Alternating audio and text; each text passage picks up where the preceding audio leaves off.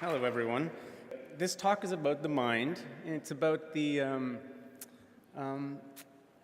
actually sort of inspired by Marshall McLuhan, who talked famously about how the medium massages the mind, and that famous misquote in the title. So it's sort of about what is the massage that happens to your mind when you use your communications technologies. So to try to dramatize this, we'll start out by actually getting you guys to retrieve your personal technologies, your devices. So that means your iPhones, your cell phones, your Androids and Blackberries. I actually want you to get them out and to make sure they're turned on. So this is sort of like the opposite of when you go to see a movie and they threaten you to turn off your cell phones. You're allowed to turn on your cell phones. In fact, you're allowed to do much more than that. So everyone got their cell phones out. If you don't have your technology on you, or if you're someone who's abstained, then you can just watch the others, watch how everyone else behaves and interacts with theirs. So we're going to do a little technology meditation. That's the other thing that I do is I teach meditation. So when you've got your technology in your hand, I want you to start by actually checking to see if anyone has texted you or emailed you in the past few minutes. And as you do, try to notice what sensations are happening in your mind and in your body. So for me, I get this little alert thrill before I check my technology, this sense of like something's coming in my inbox and I don't know what it is. A little dopamine-infused anticipation. And I think because we never know what's going to be important, it's more compulsive. We check it that much more. It's like fate lives in our inboxes. What does fate have in store for me now? Well, check and see. Actually look at your devices and check and see if anyone's texted you. And notice the act of engaging. What does it feel like in your mind? I have no idea if people are checking because I can't see anything because of these lights, but I'm assuming maybe one person is in the back, perhaps a teenager. Okay, so we're going to keep going with this exercise. Since you've got your phones out, or whatever you have out, some of you, if you do, indeed have them out, actually send someone a message. Send someone a text message or an email. It could be someone in this room. It could be anyone. Just start tapping. And as you do, notice how this act feels as well. Your attention all tight and focally directed onto that little tiny screen. The way when we type, when we write, we get sort of so absorbed that the external world fades around us. It feels good. It feels good to be concentrated. Be careful with your wording. It can be hard to detect emotional tone in an email or a text. You may want to use those little punctuated smiley faces and emoticons. Reassure people, hey, I'm in a good mood. I'm not attacking you. Okay, so we'll go to the next part, which is, by now you may have received a text, perhaps from someone in this room or from someone else, as you were typing, or maybe you received an email. So not to worry, check both of those. In fact, if you want, why don't you check Facebook as well? We'll go cross-platform here. You can leap from stimuli to stimuli. So check Facebook. Hey, you can check LinkedIn. Maybe there's a job posting. So just jump around a little bit. And again, as you do, notice what this feels like in your body and your mind. Notice how fast you can do this, how quickly your attention shifts between programs. Are you easily distracted or not so much? Find out. Get curious about your own responses. I'll let you continue on for another 5 seconds, 4 seconds, 3 seconds, 2, 1. Okay, now you have to put your devices away. It can be kind of hard to get your minds out of the devices once they're in there, but so you must look at me because I'm going to take off all my clothes and run naked and find the other performers and drag them on, especially that bearded, hairy Frenchman. Okay, I've got your attention.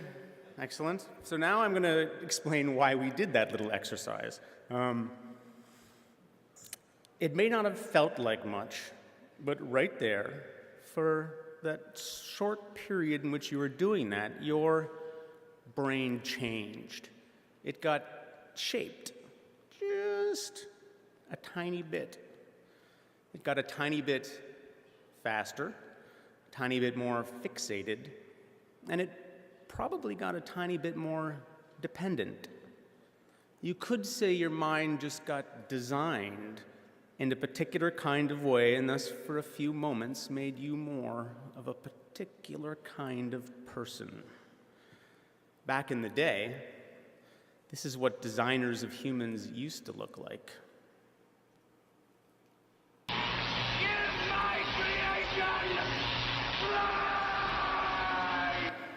Gene Wilder, who played the greatest Dr. Frankenstein. Well, these days, designers of humans look more like this, and this, and this. So here's a metaphor. Our brains are like clay on a pottery wheel. So here's our Silicon Valley R&D department. Very schwank. And here's our half-naked designer, Demi Moore. Obviously an intimate exercise, this designing of minds. So let's put a little mood music on, get the right feeling.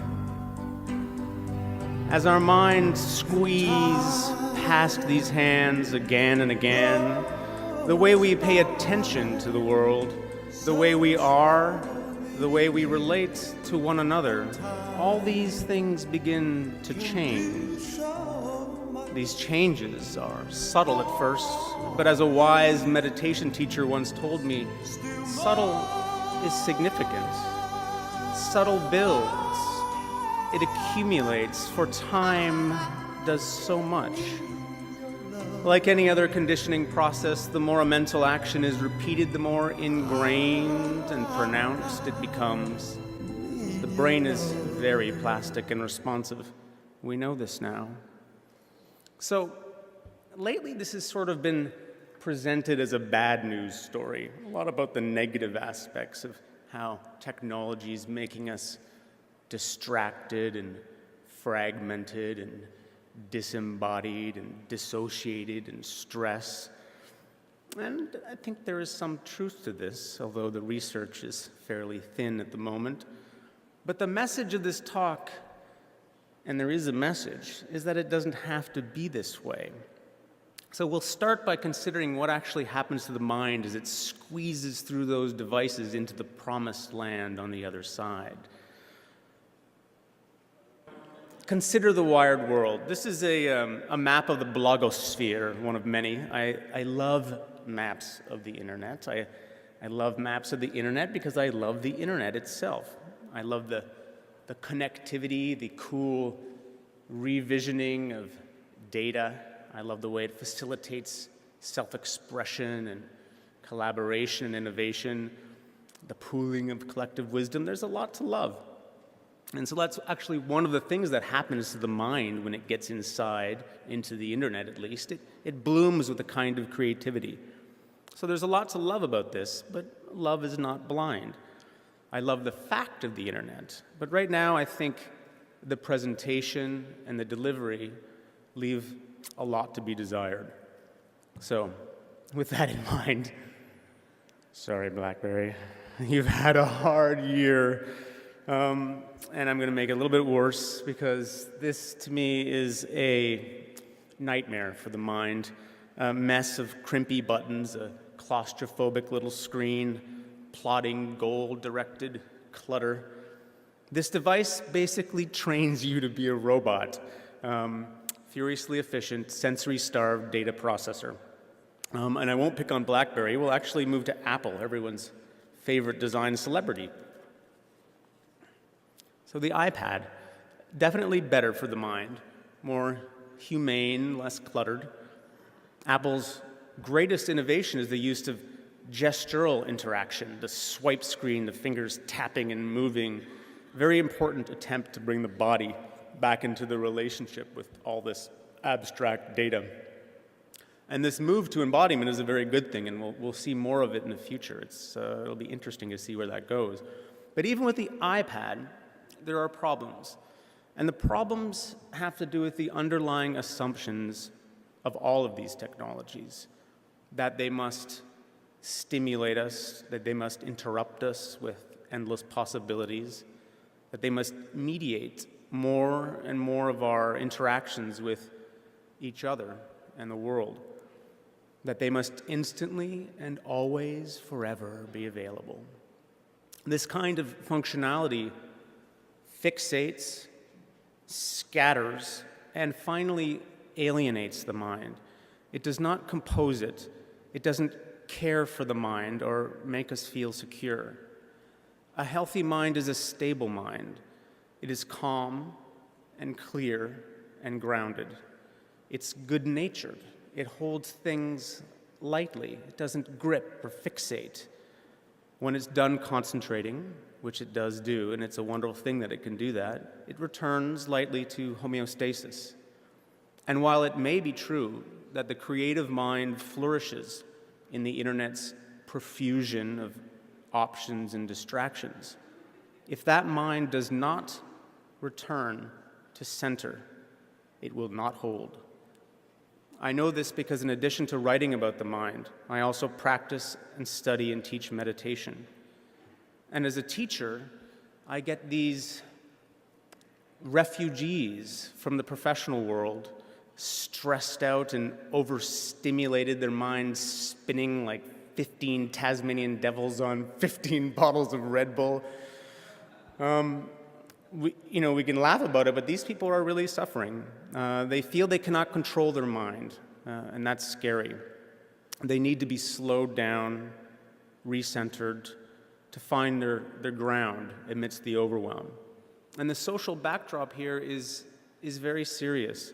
We're living through an epidemic of mental illness in the West, a dramatic spike in anxiety and ADD and autism. So I need to be clear, I am not saying that technology is the sole cause of this, only that it is one of many contributing factors. And as such, doesn't it make sense to try to be a little bit careful? Careful both in how we approach technology and in how we design it. And this brings me to the good news, because it's a good news talk. What's a good news, bad news talk? Kind of like life.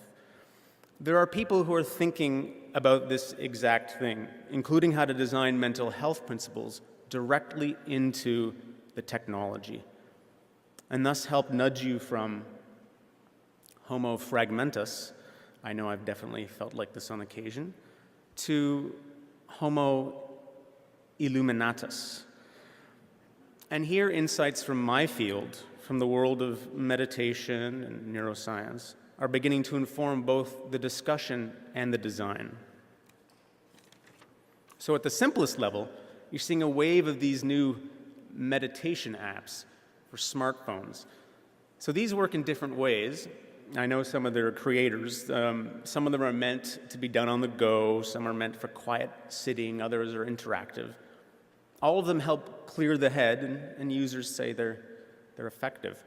But already, a second generation of these apps is emerging. And this one is much more interesting because these apps are tied directly into the human nervous system, including this from Ariana Huffington. This GPS for the Soul is her creation. It's about to come out in the next couple of months. So how these things work is basically they have sensors that attach to your body. So they either monitor your heart rate, your rate of breathing, or your brain waves. The basics of this technology has been around for a while. It's called biofeedback. It's been around since at least the 70s. So the idea is that you get some kind of feedback, visual or auditory, about where your brain and body are at, and this helps you self-regulate. So you breathe a little slower, you change the way you pay attention, and you shift into different mind-body states. After a while, this starts to happen automatically. You don't even have to try to make it happen. And the real innovations here are around the brainwave stuff. So that's my little picture of the autonomic nervous system being regulated. And Here's where the real innovations are. There's a mini arms race happening out there with a bunch of different companies rolling out affordable thought monitoring headsets, each more stylish than the one before. I think this is really funny. It's kind of like the fetishization of the thinking process. So I'm arriving at my big point. Here's where I think all of this is going. We hear a lot these days about the value of mindfulness, and I think it's absolutely true that it's important to encourage some bottom-up personal initiative in this regard. What's new here is the top-down piece, that we may actually, if we play our cards right as designers and programmers, we may be approaching a time when simply interacting with our technologies may itself be a kind of meditation. Because once you can sense the state of the body and the brain and regulate it, then you can begin to build this functionality directly into the programs and interfaces that we use for work and for play. That means you can build them into our operating systems, our email clients, even our telecommunication systems. So I'll give you a concrete example. Last year, a group of researchers at Tufts University created a computer interface that actually responds to the user's mental state. So if you're in one state of mind, it'll respond one way. If you're in another state of mind, it responds another way. The idea is that this kind of functionality will soon be part of an intelligent operating system, one that knows when to interrupt you with email, or how to arrange your workflow, or even how to directly regulate your particular style of stress. So when I learned about this, I thought, well, wow, if you can design an interface to respond to and help regulate your mental state, then why not look to the healthiest and most fulfilling mental states out there? And this is where research into meditation in the brain is really relevant. Contemplative neuroscience is the moniker for this new endeavor, which is not that new, but it's kind of exciting what's happening now. And it's exciting because this research doesn't just look at the ordinary neurotic mind. It looks at profound states of mental health and even transformation. So it looks at the neural correlates of compassion, equanimity. Equanimity is massively important, of clarity, of inner silence. And it will soon be looking at even more radical things, like how our sense of separation from the world, that feeling of being over here and the world's out there and somehow you're not connected to it, that actually can go away. That's not mythological, that's real. And that's a kind of connectivity that makes the internet look amateurish by comparison. So these qualities of mind are real. The changes in the brain are real. And the prospect of designing them into our technologies is also real. And this could really help people, help them in all the different ways in which we suffer emotionally, mentally, and physically. It means our technologies could be part of the solution and not the problem. So I don't know what this technology will look like, but I can predict some of its qualities. It will be embodied. It will be responsive and intelligent, and it will be well designed, which I hope means that it will help us develop presence of mind enough to know when to turn it off. So a final exercise before we get to the anthemic song at the end. Please, once again, take out your technologies, those who actually did that, and those who don't, watch other people who do, and just watch how they look at their technology. Take it out and hold it in front of you, like this. And give it a good look. Have a good look at it. You may already spend more time with this device than you do with your friends, your lover, your child. Don't you think you should be a bit discriminating, a bit picky? If you notice that your technology is making you more compulsive and alienated, if it moves you between fixation and scatteredness, if it doesn't encourage compassion and ease and balance in your life, then that's not just something you need to work on. That's something the technology needs to work on. It's a design flaw. We can do better. We can sit down inside our technology like a samurai, like an Amazon warrior, present and strong and clear.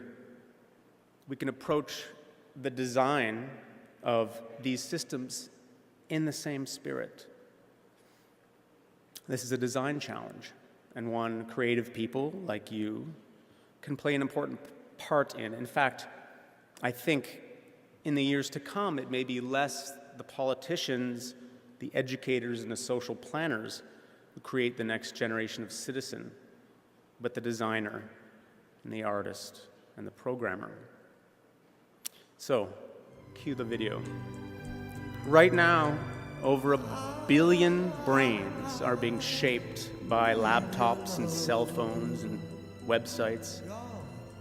1 billion brains all spinning on different pottery wheels. These brains need your love. They need the love of every artist, engineer, designer, and programmer, each of whom will shape these brains in a slightly different way. And that's a big responsibility.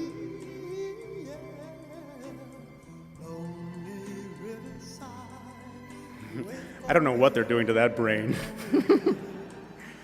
Now that we know we're making brains with our technology, let's make them with love.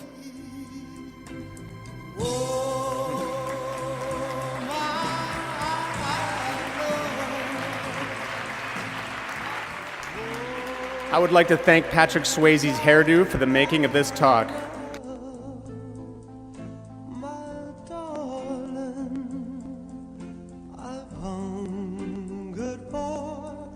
Your touch alone.